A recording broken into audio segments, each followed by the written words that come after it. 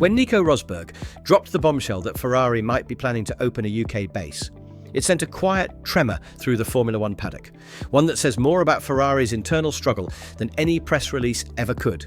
On paper, it seems logical.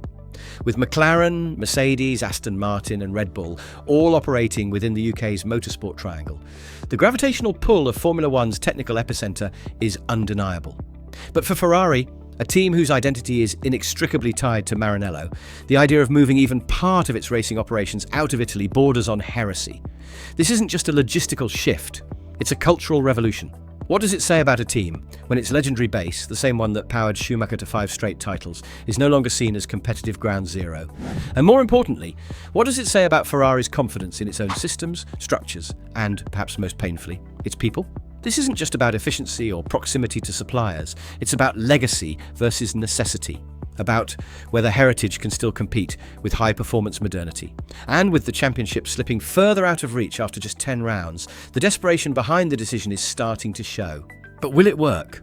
Or will the move risk splintering a team already struggling with clarity, structure, and identity? Let's break this down strategically.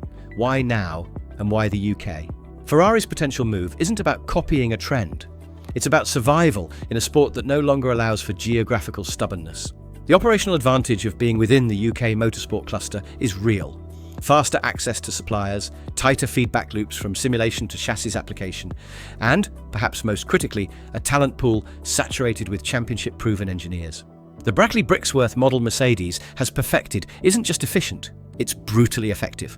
And when you consider how many of Ferrari's recent missteps have stemmed from slow decision-making and fragmented execution, think pit wall hesitations, delayed upgrade packages, and clunky interdepartmental communication, the appeal of a UK satellite hub becomes clearer. But Rosberg's insight about communication friction is crucial. It's not enough to duplicate resources, it's about seamless integration. The challenge for Ferrari won't be setting up infrastructure. It will be maintaining one technical voice across 2 cultural languages. Just ask Racing Bulls or Haas. The model works, but only when you establish clear chains of command and real-time data fluidity. In short, Ferrari needs to modernize its race operations without fracturing its identity. The risk? Creating a UK outpost that becomes a silo rather than a solution. And with Lewis Hamilton now inside the system, the stakes couldn't be higher. He's used to Mercedes' instant feedback cycles, where one conversation with Toto Wolff could recalibrate an entire weekend. If Ferrari's hybrid model creates even more ambiguity in leadership or delays in decision flow, they could end up chasing innovation while introducing a new layer of dysfunction. For Lewis Hamilton, this might be the most defining structural decision Ferrari makes during his tenure, and it's happening within his first 10 races. Coming from Mercedes, Hamilton is used to high-resolution clarity. One principle, one direction, immediate action. At Ferrari, the lines are blurred. The team dynamic is more traditional, more hierarchical, and, according to insiders, sometimes paralyzed by internal consensus building. Fred Vasseur's leadership is being tested not just by results, but by the very architecture of how Ferrari makes decisions. And for Hamilton, who thrives in environments where technical feedback instantly turns into track performance, that could be deeply frustrating. Rosberg alluded to it. Lewis doesn't even know who to go to. That's not a personnel problem, that's a structural flaw. And it echoes through every layer of the team, from race strategy to in-race comms. While Charles Leclerc has learned to navigate that ambiguity over years, Hamilton may not have the patience. If Ferrari fails to establish a clear communication bridge between Maranello and any UK base, Hamilton's involvement could tilt from asset to agitator, not by intention, but by necessity. His presence demands structural agility. But that kind of agility doesn't come easy to institutions built on tradition. There's also a broader psychological dimension here. If Ferrari does open a UK facility, is it an admission that Maranello alone isn't good enough anymore?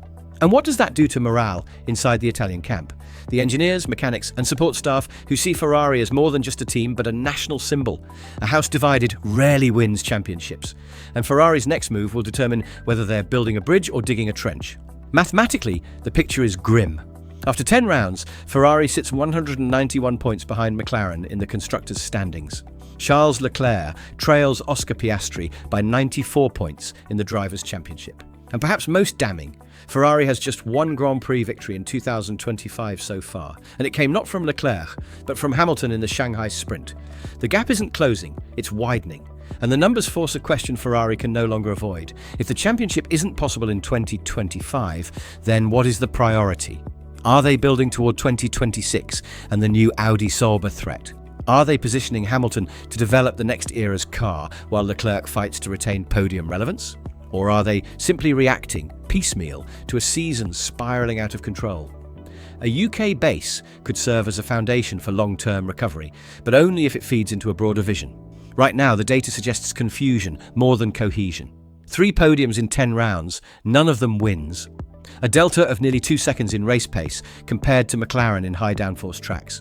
If Ferrari's pivot to the UK is going to matter, it has to be tied to an end game. A title-winning chassis by 2026, not a PR move that looks progressive but solves nothing. Because if these numbers hold, even second place will become a fantasy by Abu Dhabi. To understand the magnitude of what Ferrari is considering, you have to understand what Maranello means. This isn't just a factory, it's a shrine. The last time Ferrari won a constructors' title, George W. Bush was still in the White House. And yet, despite years of drought, the Scuderia has always resisted decentralization. They watched Red Bull build an empire out of Milton Keynes, saw Mercedes turn Brackley into a dynasty, and yet clung to the idea that success could still be crafted solely within the Italian peninsula. That era may be ending. In many ways, this mirrors the crossroads Ferrari faced in the post-Schumacher era. Back then, the decision was whether to remain a Ferrari-run operation or to bring in outside DNA. The decision to keep it in-house led to missed opportunities and erratic leadership turnover. The post-2020 period hinted at evolution. Technical reshuffles, openness to external innovation, but nothing this drastic. A UK base would mark the first time Ferrari willingly positions itself within the enemy's ecosystem. But even this has precedent. Haas and Racing Bulls both straddle borders successfully. Even Renault, now Alpine, leaned heavily on its Enstone heritage despite a French headquarters. So this move doesn't violate competitive logic, it just violates Ferrari's self-image. And that's the part fans may struggle with most. A Ferrari win built in the UK may be faster, but will it feel the same? When the Tifosi chant Forza Ferrari, they're not cheering for a postcode, they're cheering for an idea. And that idea is about to be rewritten. If Ferrari commits to this UK expansion, the ripple effects will go far beyond logistics. It could reshape hiring strategy, with more engineers recruited from the UK rather than relocated to Italy. It could influence supplier networks, with shorter lead times and closer collaboration with British-based technology partners. It might even alter Ferrari's simulator and wind tunnel usage philosophy, especially with the hardware potentially split across sites. But the biggest shift will be cultural. UK-based operations typically favour flatter hierarchies and agile feedback cycles, completely at odds with Ferrari's traditional structure. Will the new base challenge Maranello's authority or complement it? Will decisions be driven more by data flow or internal politics? These are real questions Ferrari must answer before pouring concrete. If done right, this could be the architecture of their next dynasty. If done poorly, it could fracture a team that's already teetering on the edge of another lost decade. And let's not forget, the 2026 regulation changes are looming. Engine format, chassis redesigns, sustainable fuel, all of it resets the competitive board. This UK base must be part of Ferrari's 2026 blueprint, or it risks becoming an expensive distraction. Every top team right now is racing 2 championships, 2025's fading light and 2026's sunrise. Ferrari cannot afford to lose sight of either. In the end, this is about more than Ferrari. It's about Formula One's evolution. The sport is no longer siloed by nationality. It's global, fast-moving, and brutally meritocratic.